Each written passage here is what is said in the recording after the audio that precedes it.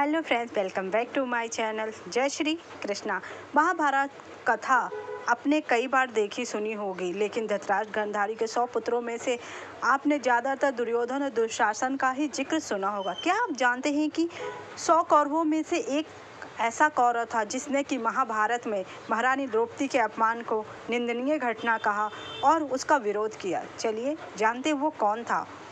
महाभारत कथा आपने कई बार सुनी होगी, लेकिन धृतराष्ट्र और गांधारी के 100 पुत्रों में से सबसे ज़्यादा दुर्योधन और दुशासन का जिक्र ही आपने सुना होगा। क्या आप जानते हैं कि 100 कौरवों में से एक कौरव ऐसा था जिसने आजीवन धर्म का साथ दिया। इस कौरव का नाम था विकर्ण। द्रौपदी के चीरहरण के समय भी विकर्ण ने दुर्योधन और दुशासन के कृत्य की निंदा की थी। इस पूरी घटना का विरोध किया था। जब महाराज युधिष्ठिर जुए में अपने चारों भाई स्वयं को और द्रौपदी को हार गए तो दुशासन ने भरी सभा में द्रौपदी के बालों को पकड़ते हुए उसे घसीटते हुए लेकर आया। विकर्ण ने उन्हें सभा में लाए जाने का भी विरोध किया।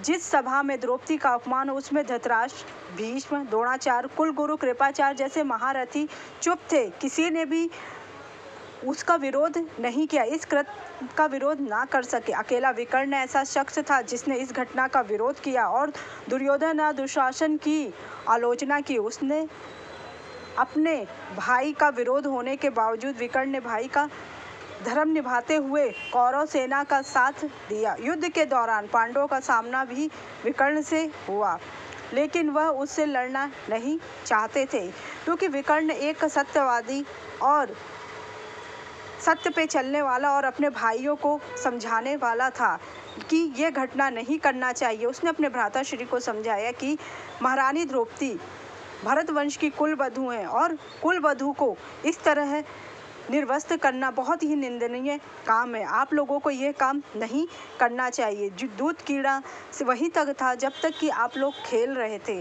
इस तरह तक कभी भी भाभी श्री का अपमान नहीं करना चाहिए। जब द्रौपदी के पति कुछ ना बोल सके, यहाँ तक कि कर्ण ने द्रौपदी को वेश्या तक कह दिया था, उस समय भी विकर्ण ने विरोध किया। जब उसके भाई ने उसे उल्लाहना दी कि जब तुम ये सब नहीं देख सकते तो यहाँ से चलो, तो तुमने भ्राताश्री को बहुत समझाने की कोशिश की।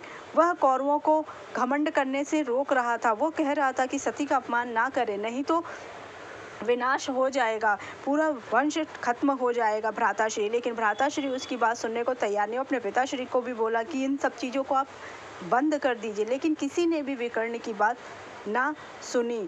जब किसी ने उसकी बात ना सुनी, तब उसके भाई ने उसको बेइज्जती करके कहा कि तुम सभा से चले जाओ।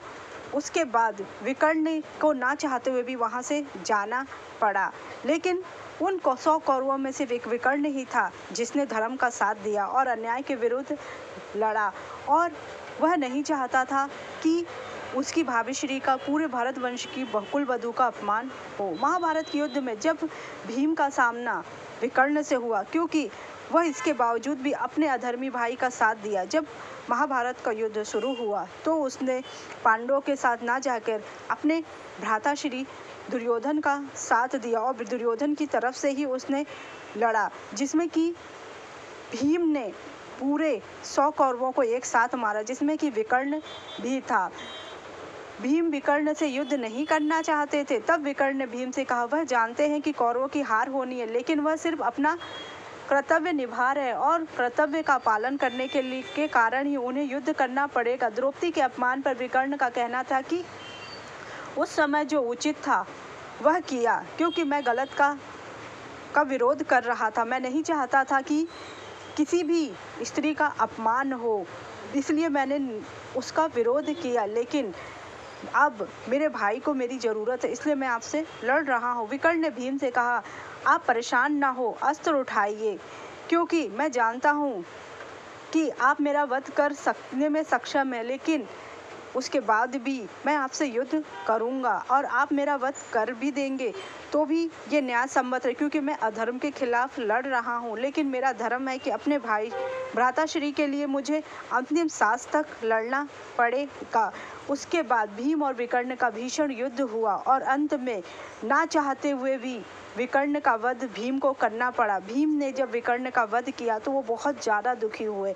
100 कौरवों के 99 कौरवों के मारने पर भी जितना उन्हें दुख और पीड़ा नहीं हुई भीम को, जितना कि उन्हें विकर्ण को मारने पर हुआ, क्योंकि वो असली धर्मपरायण व्यक्ति था। अगर आपको मेरी जानकारी अच्छी लगी मेरे चैनल को लाइक कीजिए, सब्सक्राइब कीजिए, शेयर कीजिए।